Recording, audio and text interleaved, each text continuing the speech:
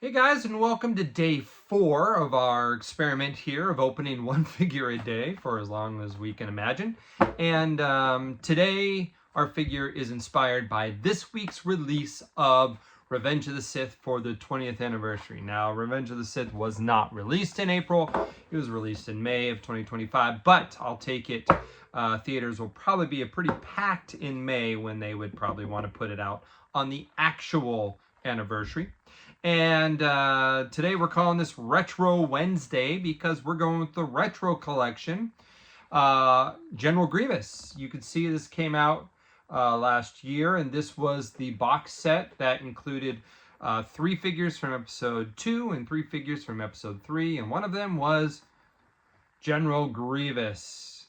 Now, what I really like about this figure before even getting it out of the package is he was included with both blue and green lightsabers. I like to call those the Jedi Luke sabers. As a kid, I was so fortunate to have multiple Jedi Lukes because he was my favorite, and I got both blue and green growing up. So I've had those color sabers forever in my collection. This figure here, of course, is depicting his battle with Obi-Wan on Utapau in episode 3. Fun fact about General Grievous is that he actually didn't even debut originally. His first appearance is not Revenge of the Sith. It would be the Genndy Tartakovsky's Micro series that came out in March of 2023, whereas Revenge of the Sith came out in May of 2023. There he is. I'm excited to get this figure out of the package because my co-host and good friend, Jay Luttrell from Galaxy of Toys podcast listed him as one of his favorite figures in the retro collection.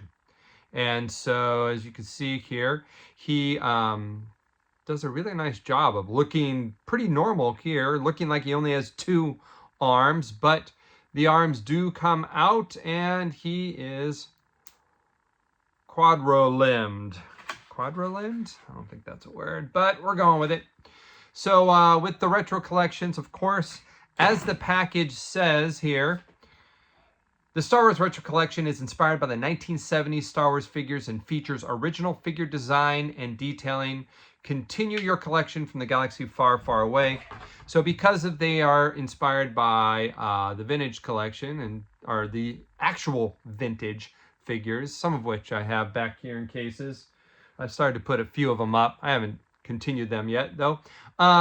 He has limited articulation, so usually these are 5 POA, but with his extra set of arms, that's going to give him a 7 POA. So it's very cool. It does not look, it looks like they extend, yes, but I'm not seeing that they can rotate, so you can't move them forward, I guess. So yeah, there is no way to move them forward, so they are strictly set to the side. So he can get wide, but he can't lunge for an attack necessarily. Hand articulates. Detailing. He's pretty clean looking. I think he was mostly clean looking in in the movies. We know that he had a long list of appearances in the Clone Wars CG animated series on top of the 3rd series of Genndy Tartakovsky. I took his sabers out of his package and getting those into his hands, and he holds them respectively well for having not a normal grip. This figure is growing on me. The more I get it in hand, we're getting him all decked out. And there you have it, General Grievous from Revenge of the Sith / Attack of the Clones box set. I think I have the package right here. Here's the box he came from. Boom. There's the set included in this. This was online only, so kind of fan channel exclusives. There's the piping there.